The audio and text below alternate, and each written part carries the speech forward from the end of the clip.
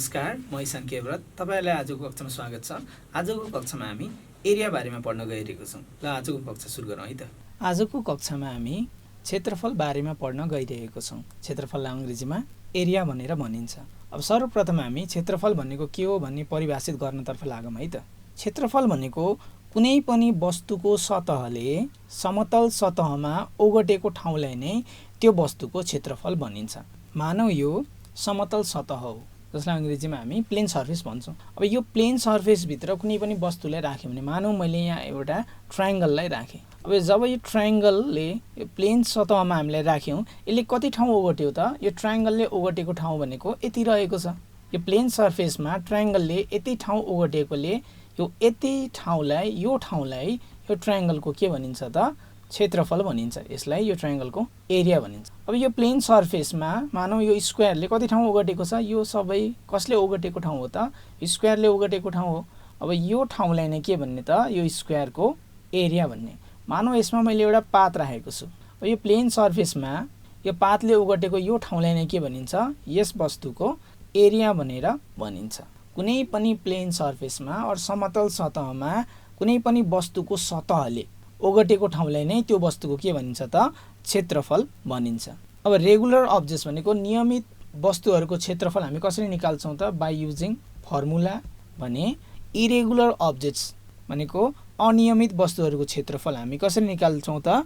Graph पेपरले पत्ता लगाउँछौं। जुन वस्तु रेगुलर हुन्छ, नियमित हुन्छ, त्यसको एरिया फर्मुला युज गरेर पत्ता लगाउनु पर्छ भने जुन वस्तु इरेगुलर हुन्छन्, अनियमित हुन्छन्, त्यसको एरिया चाहिँ बाइ युजिङ ग्राफ पेपर हामी पत्ता लगाउन सक्छौं। क्षेत्रफललाई परिभाषित गर्ने क्रममा हामी के लेख्न सक्छौं? समतल सतहमा कुनै पनि वस्तुको सतहले ओगटेको ठाउँलाई त्यो वस्तुको क्षेत्रफल भनिन्छ। अब रेगुलर अब्जेक्ट्सहरुको हामीले आयतको एरिया निकाल्नु छ भने आयतको एरिया निकाल्ने फर्मुला के हो त? आयतको एरिया निकाल्ने फर्मुला रहेको छ एरिया ए बराबर एल इन्टु बी, जसमा एल भनेको चाहिँ लम्बाई र बी भनेको चाहिँ चौडाई रहेको छ। मानौ यो एउटा रेक्टेंगल हो भने यसलाई हामी लेन्थ र यसलाई हामी ब्रेथ भन्दछौं। सो यसको फर्मुला रहनेछ एल इन्टु बी। त्यसरी नै वर्गको एरिया निकाल्ने फर्मुला रहेको छ एरिया ए बराबर एल इन्टु एल, जसलाई हामी एल स्क्वायर नि भन्न सक्छौं, जसमा एल भनेको चाहिँ लम्बाई रहेको। मानौ यो वर्ग हो भने वर्गमा लेन्थ, ब्रेथ, हाइट सबै बराबर हुन्छन्। सो एल सबै एल नै हुन्छ। सो हाम्रो फर्मुला रहेको छ एल इन्टु एल भनेको चाहिँ एल स्क्वायर रहेको छ। अब हामी लाग्छौं क्षेत्रफल सम्बन्धी केही एक्सरसाइजहरु तर्फ। हाम्रो पहिलो प्रश्न रहेको छ तल दिएका आयत र वर्गको क्षेत्रफल निकाल्नुहोस्। हामीलाई दिएको प्रश्न नम्बर क मा हामीले आयत दिएको छ र आयतको लेन्थ कति रहेको छ त?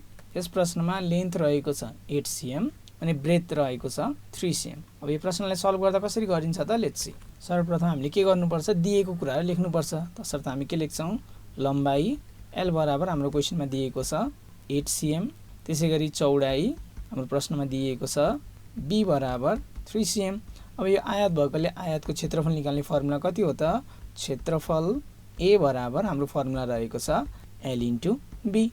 एल को भ्यालु कति दिएको छ? 8 cm इन्टु बी को भ्यालु कति दिएको छ? 3 cm। अनि हामीले मल्टिप्लाई गर्यौं भने 8 into 3 24 cm into cm square रहनेछ। यसरी नै हामीलाई आयतको क्षेत्रफल हामी पत्ता लगाउन सक्छौं। त्यसैगरी लागौं प्रश्न नम्बर ख तर्फ। प्रश्न नम्बर ख मा हामीलाई वर्ग दिएको छ र वर्गमा लेन्थ, ब्रेथ बराबर हुन्छ। सो हाम्रो लेन्थ दिएको छ मानौ 12 cm। यो प्रश्न कसरी सल्भ गर्ने त? Let's see. सर्वप्रथम क्वेशनमा दिएको कुरा लेख्ने। यो क्वेशनमा लम्बाई दिएको छ, लम्बाई एल बराबर 12 cm। यो प्रश्नमा वर्ग हो, यो वर्गको एरिया निकाल्ने फर्मुला के हो त? क्षेत्रफल ए बराबर हाम्रो फर्मुला रहेको छ एल स्क्वायर। एल स्क्वायर भनेको कति हो? 12 स्क्वायर। 12 स्क्वायर को अर्थ के हो त? 12 इन्टु 12। सो हामीले 12 इन्टु 12 गर्यो भने हाम्रो आन्सर रहनेछ 144 सेन्टिमिटर स्क्वायर। एरियामा पावर 2 राख्नु पर्छ हामीले, पावर 2। यसरी नै हामीले दिएको वस्तुहरूको हामी क्षेत्रफल पत्ता लगाउन सक्छौं। आयत छ भने एल इन्टु बी, वर्ग छ भने एल इन्टु एल फर्मुला लगाएर हामीले क्षेत्रफल पत्ता लगाउनु पर्ने रहेको छ। अब लाग्छौं हामी केही वर्ड प्रब्लम्सहरु तर्फ। वर्ड प्रब्लम्स अन्तर्गत हाम्रो पहिलो प्रश्न रहेको छ 20 मिटर लम्बाई र 15 मिटर चौडाइ रहेको आयतकार चौरको क्षेत्रफल पत्ता लगाउनुहोस्। मानौ यो आयतकार चौर हो है। यो आयतकार चौरको लेन्थ कति दिएको छ हामीलाई 20 मिटर, त्यसै गरी ब्रेथ कति दिएको छ 15 मिटर। अब हामीलाई प्रश्नले यो आयतकार चौरको एरिया पत्ता लगाउन भनेको छ। यो आयतकार भएकोले हामीले कुन फर्मुला लगाउनु पर्दछ? आयतको फर्मुला। आयतको फर्मुला रहेको छ L into B, L 20 र B 15। यसरी नै हामीले यो प्रश्न सल्भ गर्नुपर्ने रहेको छ। र अब सल्भ गरौँ है त। सो हामी के लेख्न सक्छौँ? सल्युसन हाम्रो प्रश्नमा दिएका कुराहरू लेखौँ। लम्बाई जसलाई हामी L मान्दछौँ, L इक्वल्स टु 20 मिटर, त्यसै गरी चौडाइ जसलाई हामी ब्रेथ भन्दछौँ B इक्वल्स टु 15 मिटर रहेको छ। हामीले प्रश्नले क्षेत्रफल निकाल्न भनिरहेछ। सो क्षेत्रफल A, because A stands for area. क्षेत्रफल बराबर कति? यो आयतकार हो, बिकज हामीलाई प्रश्नमा के दिएको छ? आयतकार चौर। त्यही भएर आयतको फर्मुला लाउने। आयतको फर्मुला कति रहेको छ? आयतको फर्मुला रहेको छ L इन्टु B। तसर्थ हामी के लेख्न सक्छौँ? 20 इन्टु 15। सो हामीले 20 इन्टु 15 गऱ्यौँ भने हाम्रो एन्सर रहनेछ 300 मिटर स्क्वायर, किनकि लम्बाइ पनि मिटरमा छ, चौडाइ पनि मिटरमा। So metre into metre multiply गऱ्यो भने मिटर स्क्वायर हुनेछ। तसर्थ हामी के भन्न सक्छौँ? आयतकार चौरको क्षेत्रफल 300 मिटर स्क्वायर रहेको छ। अत हामी के भन्न सक्छौँ? आयतकार चौरको क्षेत्रफल 300 मिटर स्क्वायर रहेको छ। अब हामी लाग्छौँ तेस्रो प्रश्नतर्फ। हाम्रो तेस्रो प्रश्न रहेको छ तल दिएका आयतहरूको लम्बाइ वा चौडाइ पत्ता लगाउनुहोस्। हामीलाई दिएको प्रश्नमा एउटा आयतको लम्बाइ दिएको छ र त्यस आयतको क्षेत्रफल दिएको छ भने अब हामीले यो प्रश्नमा त्यो आयतको चौडाइ कति रहेको छ भनेर पत्ता लगाउनु पर्छ। मानौ त्यो हामीलाई दिएको आयत चाहिँ यो आयत हो र यसको एरिया हामीलाई दिएको छ। यो आयतको एरिया कति रहेको छ त? 21 मिटर स्क्वायर। र हाम्रो प्रश्नमा हामीलाई लेन्थ दिएको छ। Length is given. कति दिएको छ त? Length is 7 metre. अनि प्रश्नले यो ब्रेथको भ्यालु पत्ता लगाउन भनेको छ। अब यस्तो प्रश्नहरूलाई हामीले कसरी सल्भ गर्छौँ त? Let's see. सर्वप्रथम गिभन कुराहरू लेखौँ। सल्युसन लम्बाइ जसलाई हामी L ले डिनोट गर्छौँ, L इक्वल्स टु 7 मिटर। क्षेत्रफल A ले डिनोट गर्छौँ, A equals to 21 metre square. हाम्रो प्रश्नमा चौडाइ मिसिङ छ, तसर्थ चौडाइ ब्रेथ भन्दैछौँ B बराबर वाट। अब हाम्रो प्रश्नमा हामीलाई दिएको भ्यालु कसको रहेको छ त? एरिया र लम्बाइको। अब यो प्रश्न फेरि के को बारे रहेको छ? यो प्रश्न रहेको छ आयतको बारे। अब हामीलाई आयतको एरिया निकाल्ने फर्मुला थाहा रहेको छ। हामीलाई थाहा छ एरियाको फर्मुला रहेको छ L इन्टु B। अब यसरी नै भ्यालु राख्दै जाऊँ। और A को भ्यालु कति दिएको छ? हामीलाई दिएको छ 21। So A equals to 21 equals to L को भ्यालु कति दिएको छ? L दिएको छ 7 मिटर। तसर्थ हामी L को ठाउँमा के लेख्छौँ? 7 इन्टु B। अब हामीलाई B को भ्यालु चाहियो, तसर्थ हामी के लेख्न सक्छौँ? 7 into B equals to 21। B को भ्यालु चाहिएको 7 यता छ, यो नम्बर हो, यसलाई कता लाने त? RHS तिर लाने। सो 7 B सँग मल्टिप्लाइड भएको छ, उता गएपछि के हुन्छ त? RHS तिर गएपछि it will be divided. So हाम्रो एन्सर रहेको छ B इक्वल्स टु 3 मिटर। तसर्थ लम्बाइ 7 मिटर र क्षेत्रफल 21 मिटर स्क्वायर, एरिया भएको आयतको चौडाइ चाहिँ 3 मिटर हुनेछ। यसरी नै हामी क्षेत्रफल र लम्बाइ दियो भने ब्रेथ पत्ता लगाउन सक्छौँ। यदि लम्बाइको ठाउँमा चौडाइ दिएको भए पनि के गर्ने त? यसरी नै B को भ्यालु राखेर L को भ्यालु हामीले पत्ता लगाउनु पर्छ। यही प्रोसेसले हामी L को भ्यालु पनि पत्ता लगाउन सक्छौँ। अब लाग्छौँ हामी प्रश्न नम्बर 4 तर्फ। यो प्रश्न आयतको बारे थियो भने अबको हाम्रो दोस्रो प्रश्न चाहिँ वर्गको बारे हुनेछ। यसमा लम्बाइ दिएको थियो, क्षेत्रफल दिएको थियो, चौडाइ मिसिङ थियो भने अबको हाम्रो प्रश्नमा एरिया दिएको हुन्छ र लम्बाइ हामीले पत्ता लगाउनु पर्ने रहेको छ। हामीलाई प्रश्न नम्बर 4 मा वर्गको एरिया दिएको छ र यो प्रश्न के को बारे रहेको छ? वर्ग। मानौ यो वर्ग रहेको छ र यसको एरिया कति रहेको छ त? 144 मिटर स्क्वायर। 144 मिटर स्क्वायर क्षेत्रफल रहेको वर्गको लेन्थ कति हुन्छ त? हामीले पत्ता लगाउनु पर्ने रहेको छ। अब यस्तो प्रश्नहरूलाई हामीले कसरी सल्भ गर्ने? Let's see. सर्वप्रथम हाम्रो प्रश्नमा दिएको कुरा गिभन कुराहरू लेख्नु पर्दछ। So will right solution. हाम्रो प्रश्नमा क्षेत्रफल दिएको छ, सो हामी के लेख्न सक्छौँ? क्षेत्रफल A equals to 144 metre square. हामीले लम्बाइ पत्ता लगाउनु पर्ने रहेको छ, तसर्थ लम्बाइ L बराबर 1। अब यो प्रश्न के को बारे रहेको छ, वर्गको बारे रहेको छ, तसर्थ हामीले वर्गको एरियाको फर्मुला लेख्ने। What is the formula? a equals to l square. अब भ्यालु राखौँ है त, a equals to 144 is equals to l square. हामीलाई l को भ्यालु थाहा छैन, l स्क्वायरलाई हामीले यता सार्यौँ भने l स्क्वायर इक्वल्स टु 144। अब यो स्क्वायर रहेको छ, उता सार्यो भने के हुन्छ त, हामीले रुट हुन्छ, सो इट विल बी 144। अब हामीलाई 144 को स्क्वायर रुट पत्ता लगाउन आउँछ। हामीले योभन्दा अघिल्लो पाठमा पनि स्क्वायर रुट कसरी पत्ता लगाउने भन्ने बारेमा पढेका थियौँ।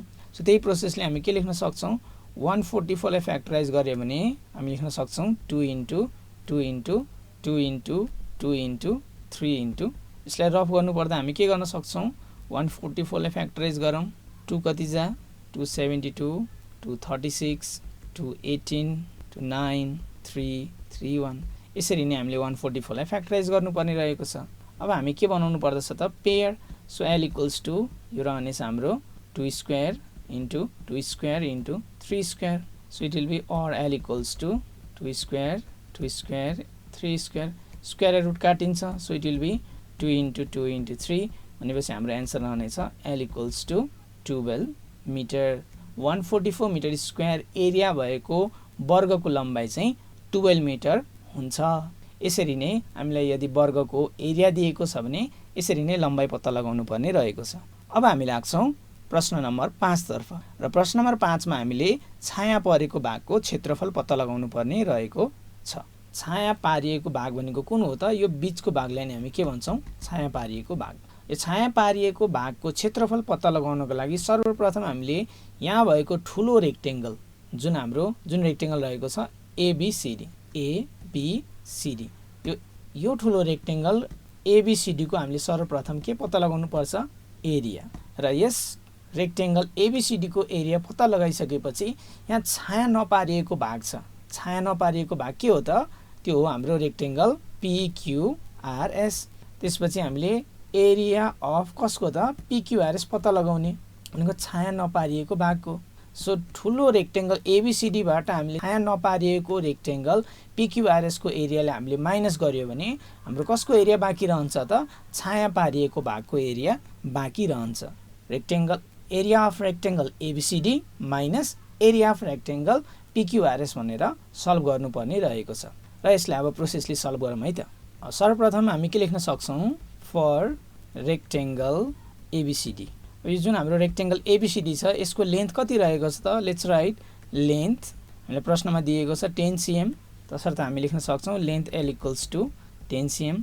त्यसै गरी ब्रेथ कति दिएको छ, 6 cm, तसर्थ हामी लेख्छौँ breadth denoted by B equals to 6 cm।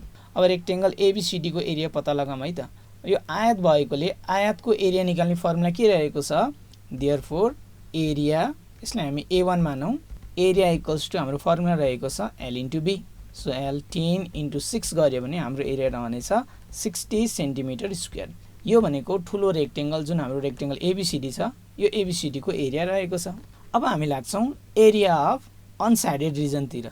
For unshaded reason, अनसाइडेड भनेको छाया नपारिएको भाग। छाया नपारिएको भाग के रहेको छ त, हाम्रो छाया नपारिएको भाग रहेको छ PQRS। So will write for unshaded region PQRS।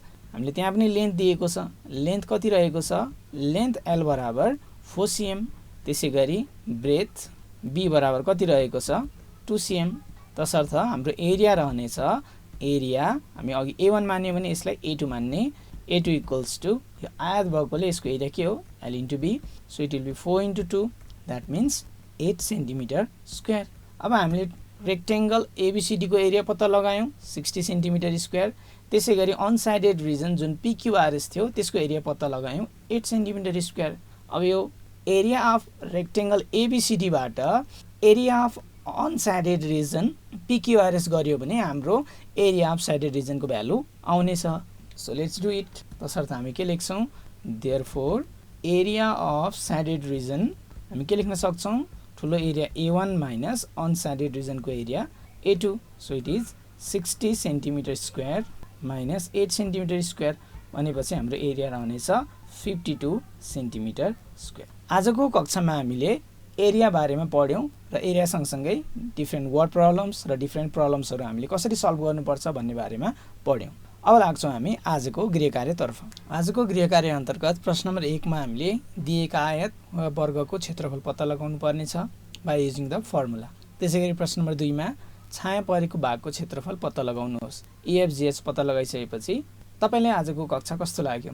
तपाईका केही सुझाव वा गुनासाहरू छन् भने हामीलाई सम्पर्क गर्ने ठेगाना हो learning@dearwork.edu.np। अर्को कक्षामा फेरि अर्को पाठ लिएर उपस्थित हुने नै छौँ। त्यतिन्जेलको लागि धन्यवाद।